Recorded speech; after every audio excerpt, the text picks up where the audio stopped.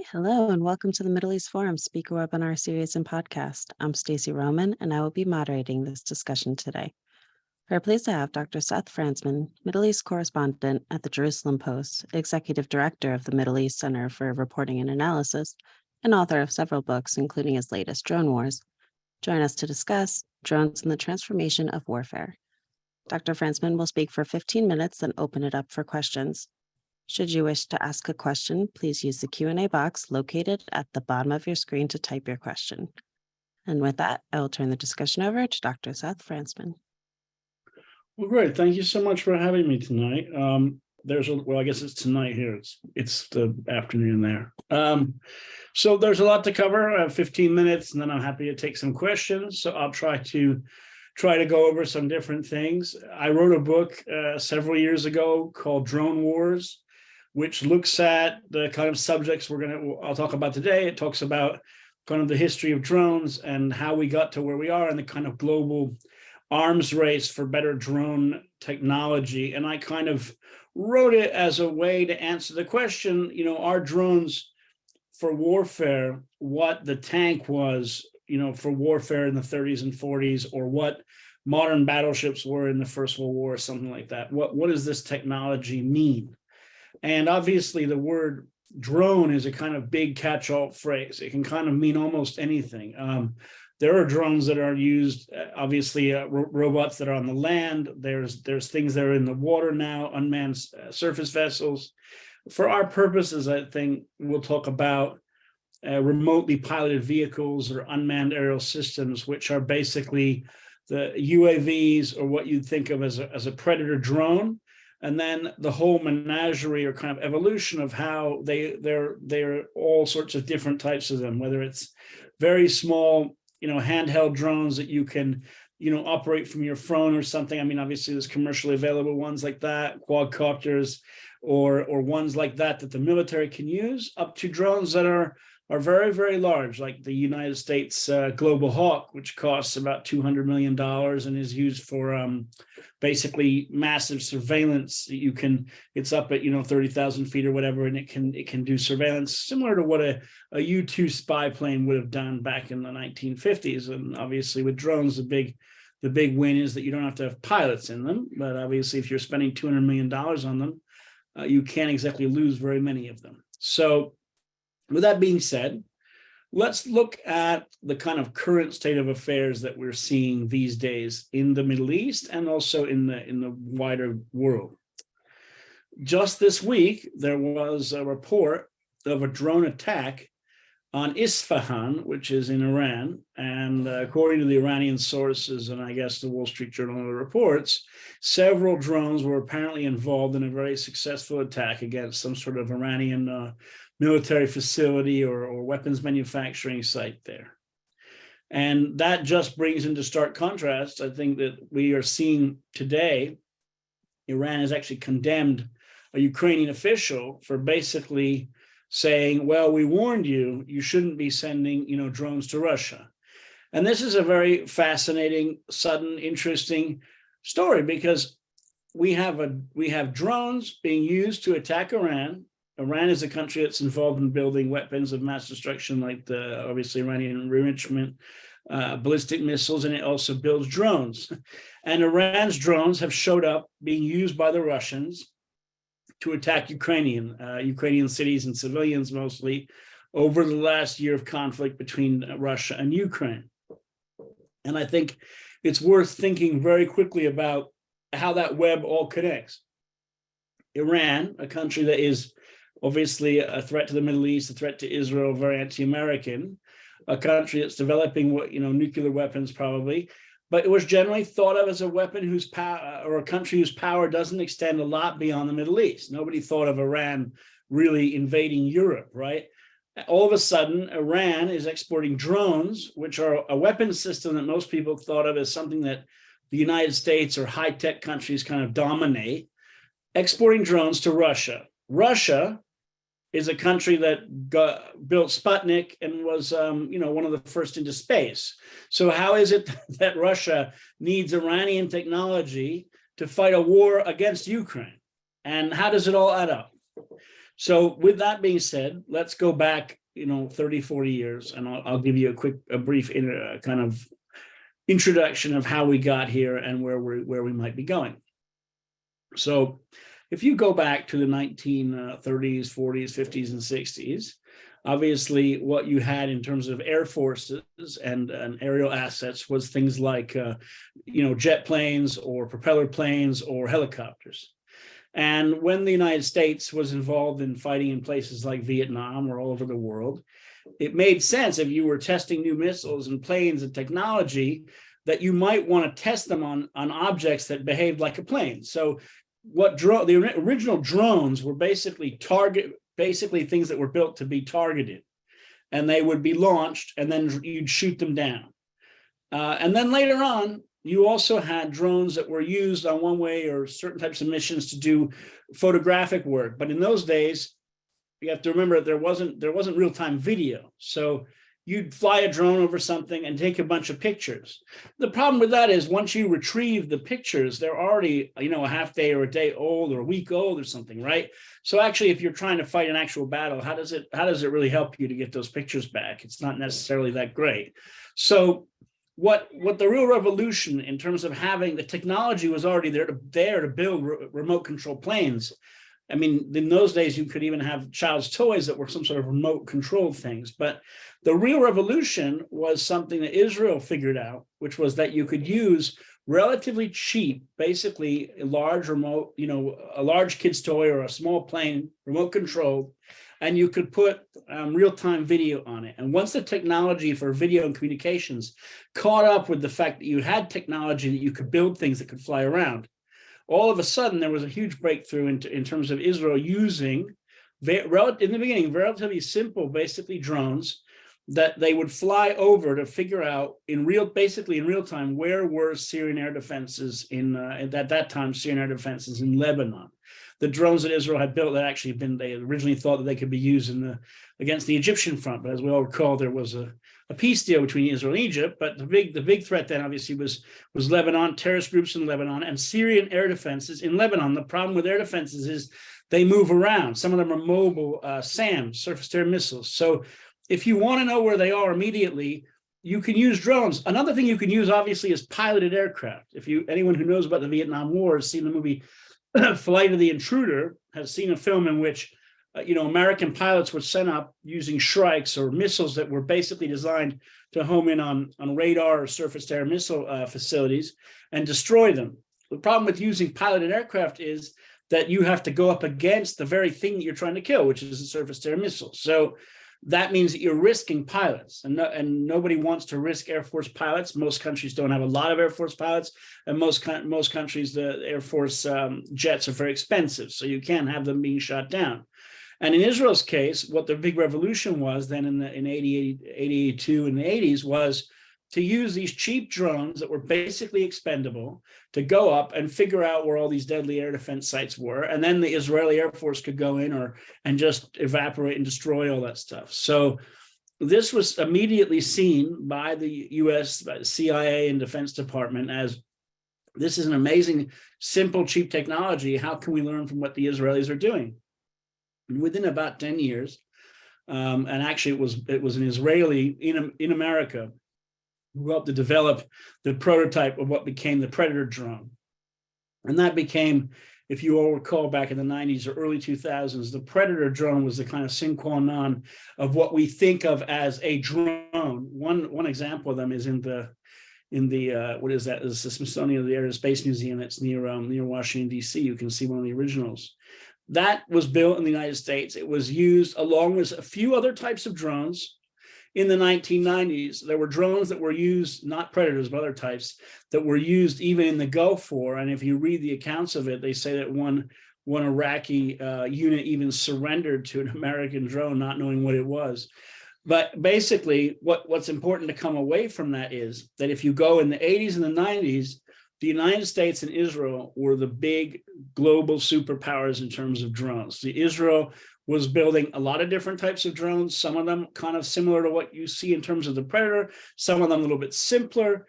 some of them were specially designed, like what's called the Harpy or Harp, which are drones that were was now called the loitering munition, which is a drone that's specially designed to seek out and hunt down radars and take out air defenses and things like that to basically suppress enemy air defenses. So Israel was already evolving this idea of drones. Think about evolution, like one of those evolutionary trees where all the dinosaurs are related to one simple dinosaur, or whether it's dinosaurs or humans or whatever you like.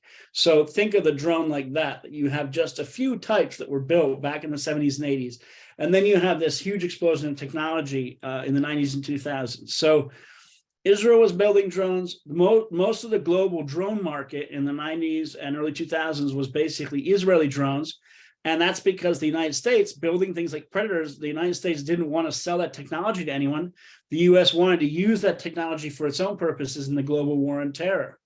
And it's very interesting that the United States was arming the Predator drones around the time of the hunt for bin Laden and was not able to use the armed Predators to go after bin Laden at that time, necessitating eventually a huge war. So let's fast forward from there. When you get to the US and Israel are pioneering and building all these drones. And unsurprisingly, during the global war on terror, some of these drones crashed, and the Iranians were able to get a hold of several American drones and then tried to reverse engineer them.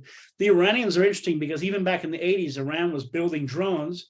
They had probably seen pictures of what the Israelis were doing, and they had used drones in the front lines in the Iran-Iraq war, but they had never gotten them to be very sophisticated. And when they copied American drones in the 2000s and the last decade, they copied things like the Predator, like the Sentinel, and other types of drones, but they were never able they were able to copy the structure, but they were never able to fill them with all the technology that you'd imagine, like satellite communications, like cameras, electro-optics, missiles. They didn't have all the technology that was there, that was available to countries like the United States, like Israel, like US allies, like members of NATO, what have you. So what the Iranians ended up doing, which I think is very interesting, is that they realized, listen, we're not the United States, we're not Boeing, we're not Lockheed Martin, we can't build what they can build, but we can build lots of these simple machines. And what we can do is kind of create an instant air force, because it's important to remember the Iranians don't have a real air force. Iran is a very dangerous country, but most of its planes are actually planes that are hangovers from the Shah's Air Force in the 70s. We're talking about aircraft like the F-4 that have now been flying for 50 years. So Iran built an instant air force. They built a lot of drones, and then they got their precision and targeting down, and they packed them full of munitions, and they began to use them in the last few years to attack oil facilities in Saudi Arabia, to attack ships in the Gulf of Oman. And it's obvious that they've gotten those drones to be a lot better than something that's simple like a German V1 or something in the Second World War, because they've been able to target ships that are on the move, which means you need some sort of real-time intelligence. It's not just a matter of just giving the drone a pre-programmed destination. And when Russia decided to invade Ukraine, apparently because Russia wanted to wage war on the cheap, Russia was able to acquire a whole bunch of Iranian Shahed style of drone. And Iran in the past had not built huge quantities of drones. It doesn't have a manufacturing capacity exactly like the United States, although once again, what's interesting is that the manufacturing capacity it does have for drones, some of the factories are actually old factories from the Shah's era that were actually built by American technicians. But be that as it may, the Russian decision to acquire Iranian drones, I think, has probably put their program on steroids, and probably means that Iran is going to get a lot more technology transfers or some sort of other payment in kind from Russia. Well, where that should lead us, I think, in terms of as I wrap up this 15-minute discussion, is what's happening today, which is that Iran's drone program is very dangerous. It's threatened, and it's killed Americans in attacks, or maybe it's not killed them, but it's been involved in a lot of attacks in Iraq and Syria. It's been involved in attacks on Israel. Again and again, Iranian drones have been flown from Syria, from Iraq, from Iran against Israel. It's now been used against ships off of the coast of UAE and Yemen. Usually Iran targets ships they think are actually commercial ships that are somehow owned by Israelis, although in this case, when it comes to international shipping, usually ships are owned by one company, and then there's another company involved, very complicated. But their point is, it's very dangerous. And Israel has pioneered the kind of air defense systems that can stop the drones. And obviously, you've heard a lot of calls, I think, from Ukraine, that Israel could try to supply them that kind of stuff. Like Iron Dome is very good against drones. It's obviously a short-range defense system. Israel's building lasers now. You can use lasers to shoot them down. You can actually shoot down drones with air-to-air missiles. You can scramble F-16s. Most drones don't fly very fast, so you can. There's a lot of ways to kill these things. But the next generation of what we're going to see in terms of drones and technology is not just what the Iranians are doing with these kamikaze drones, or even things like the Predators and stuff like that. What you're going to see is a lot more drones built and used in the West that are drones using what's called, artificial intelligence and all of this kind of deep learning. What that means is the individual soldier can go into battle with a backpack, like special forces, hike in, 20 kilometers in, take out a drone from their backpack and a canister, push a button, the drone shoots up in the air and it deploys. And the soldier can sit there with a little gadget like this, and he or she can point and click, and they can see where their enemies are. The drone will also have a munition on it, so that if the soldier wants, they see a target of opportunity, like a terrorist or what have you, or an enemy squad, they can slam into that squad and kill those people. Or they can bring the drone back, put on a new battery, and they can send in people to neutralize the target. You'll even have drones that nowadays, like robotic dogs and things, that can go into houses and scan the house and identify weapon systems. And because it has artificial intelligence, it has deep learning. So the more that it sees of a type of enemy, it learns how that enemy behaves or what to look for the next time. And that means, of course, that you have a lot of this kind of big tech, big data, like drone swarms and things like that.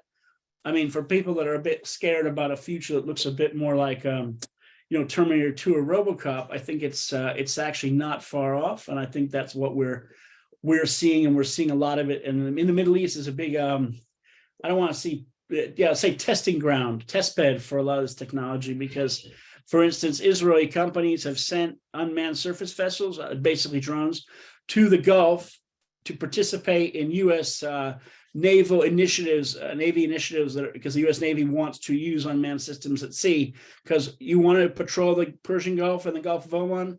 Do you want to patrol it with 3 destroyers and aircraft carrier, or do you want to use 500 little unmanned surface vessels? Well, if you were a Navy captain, I think it's probably easier to deploy a bunch of naval unmanned surface vessels, and you don't have to have any interactions with the Iranians in which you might have people get captured or something weird like that.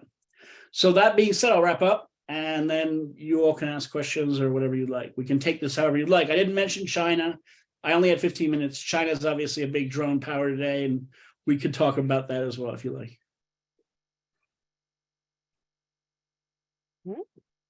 Absolutely. Thank you so much. So on that note, can you actually discuss China a little bit, the US-China race for the drone intelligence? Yeah, 100%. So, China's interesting because, as you can imagine, China's a huge emerging economy. It's a rival for global hegemony with the United States and the West. And if we look at, drones, I think are very symbolic as the drones came into existence with the rise of the U.S. and countries like Israel. When the Cold War ended, the drones suddenly became the thing that the U.S. was using to fight the global war on terror, because the defeat of a state like the Soviet Union was replaced by all this global chaos. And China has jumped into that vacuum of global chaos. And it has, of course, decided to do what China does with everything else. It has built a huge number of drones using massive manufacturing capacity, but a little bit, but it's not like Iran. It has really good technology. But again, when you compare China builds knockoffs. A lot of them are knockoffs a bit. They look like Predator drones and things. They'll build something that looks a lot like an American drone, but it doesn't fly quite as far. It's not quite as endurable. It can't survive all weather conditions. Its missiles aren't as good. It's like every single thing is there. It's just not quite there. But as we all know with China, just like with the Navy, they don't care if they say, okay, well, we'll build 1,000 of them. I mean, China knows how the American military thinks. Procurement systems in America think, well, we'll buy 50. The Chinese say, okay, well, we'll just build thousands. We don't care. So what? It's not quite as good. It's expendable. We'll build more. And I think China has flooded the world's drone market. First of all, the commercial market, almost all of it's Chinese. But the military market, for a while in the Middle East, because US partners and allies, and I don't mean Israel here, I mean the Gulf states and things, no one would sell them drones because the Americans were saying, well, we don't want armed drones. You're going to use drones to kill, human rights. We're not sure. Well, the Chinese said, okay, that's fine. We don't care about human rights. You can have as many drones as you want. Just give us money. So all these countries in the Middle East did acquire Chinese drones. But again, I think the record has shown actually the Chinese drones are not quite as good as China wants to claim they are. And China's not the only country jumping into that. Turkey as well is building drones. And I think, again, with Turkey is another example where the hype doesn't make the reality. Turkey built what's called a Bayraktar drone. It's a simple, cheaper, smaller version of a Predator or Reaper. It has missiles. They exported them to Ukraine. But if you Google around, I'd be interested to find, or I'd be interested to challenge anyone to find any reports that show that the Ukrainians are really still using them. That may be because the Turks are not sending the missiles. But again, there you have a system that works, but it's not really quite as good as what the West is building. And so again, with China, we're going to see a big problem with China in terms of if there's a conflict in the Pacific, China will try to use drones and hypersonic missiles to overwhelm using mass the US or friendly navies over there. And that will be their tactic. And I think that will be, of course, a day that nobody wants to see, but I think that day could come eventually. Thanks so much. Sorry, my mouse is acting up. Ariel Grunberg asks, in 5 years, will battles be fought by technical specialists or soldiers? And Jay Lewis follows up, at some point, will piloted aircraft become obsolete? I think we'll see a lot more where drone operators are trained operators and they're not pilots. In the United States, it's like everything else. When they were building drones, there was a big debate about whether the Air Force or the Army would use them, and whether the CIA would operate them or the Air Force. And of course, the Air Force was saying, no, we should have pilots flying them. And it's like, well, yeah, that's nice, but someone who worked to become an F-16 pilot, do they really want to fly drones at Creech Air Force Base in a room like this? So I think that actually today most countries have transitioned to train, obviously, drone operators, which is totally different than being an actual piloted aircraft. And I think obviously when we talk about battlefields of the future, like we're even seeing here with Israel in Gaza and places like that, where a lot of drones are being used. I mean, yeah, I just think you'll see a lot more of those specialists. But it's just like everything else in the way that wars are fought. When you have a new technology, when you have a tank, you suddenly need to have tankists. When you have new types of submarines, so you're going to have a bunch of engineers on nuclear submarines, and you say, well, when engineer's not a traditional soldier, he or she's not running around with an M16. Okay, but that's how wars are fought nowadays. You don't need, we don't fight wars now with millions of people. It's not the U.S. Civil War, World War I. Even in Ukraine, fine, okay, it's a conventional war, but in the end of the day, what's maybe going to decide that war is the technology being sent to Ukraine, not the people in the field. Will manned aircraft be obsolete? No, I don't think they will, because I don't think there's any evidence that drones can do what an F-35 can do yet. So the drones are usually able to fill a niche. Like there are drones that do surveillance. There are drones that are kamikaze drones. There isn't a drone that does what an F-15 does. I mean, we're just not there yet. So could we get there? Yes, but a military would have to decide that let's build this thing and have it be. Well, I think the next step is what's called optionally manned. Build these new bombers. I think the U.S. is building that, are these kind of flying wings, the stealth bombers. They say that they could be optionally manned, which is basically, it's like, you can have an aircraft like an SR-71 that could have been optionally manned if they'd had the technology. There's no reason to have people in SR-71s. So I think, yeah, a lot of stuff can be optionally manned.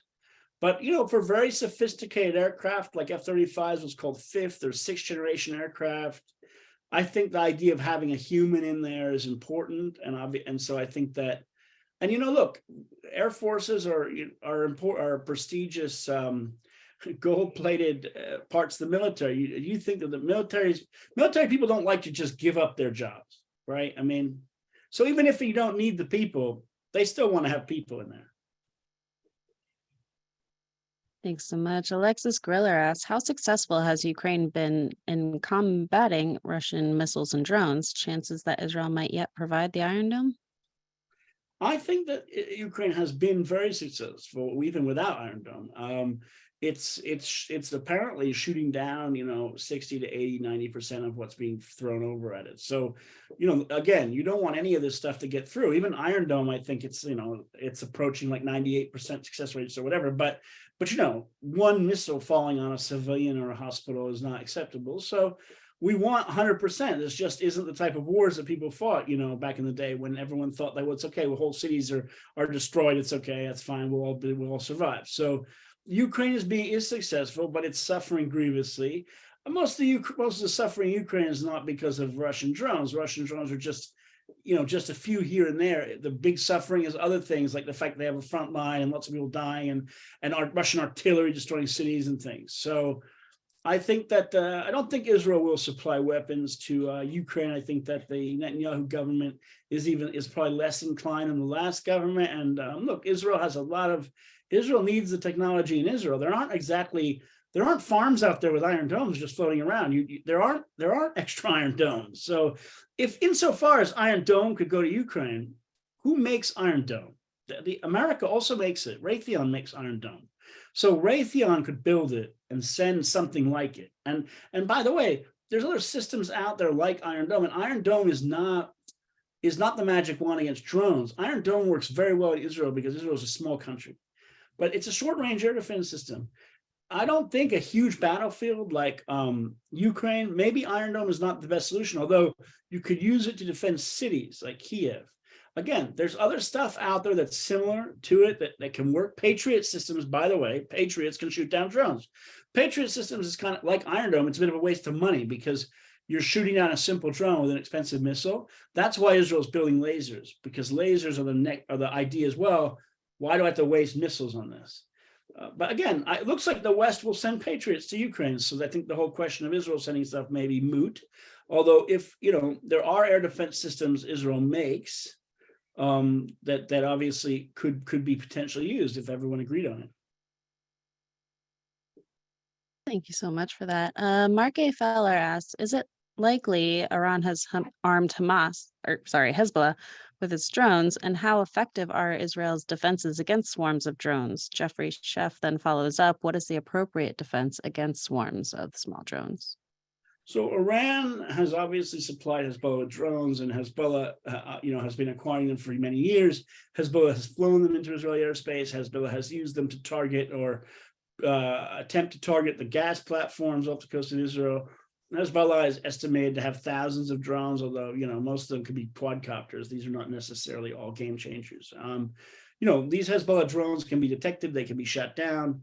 I don't think it's a huge threat, although I think that because the Hezbollah missile threat and precision guided munition threat is probably a big worse problem. But there is, of course, a question at some point, if there's a conflict, does Hezbollah have something up its sleeve using 40 or 50 drones to target some sort of sensitive infrastructure and try to overwhelm Iron Dome? Let's remember that Hamas did that. They tried to overwhelm Iron Dome in May 2021. They fired 100 or 140 rocket salvos, and they didn't succeed. They came close. But so are we seeing evidence of Hamas getting drones from Hezbollah and sending up 50 of them? No, we're not. We're seeing 1, 2, 3. So it's just not there yet. I think that Israel has, Israel's probably the most heavily defended airspace in the entire world. The pure amount of firepower Israel has is just ridiculous in terms of confronting all the stuff that's being thrown at it. And of course, the enemy is throwing a lot. So Israelis always have to keep up. And Israel is always making Iron Dome better, faster, integrating the systems and doing all sorts of things to make these things.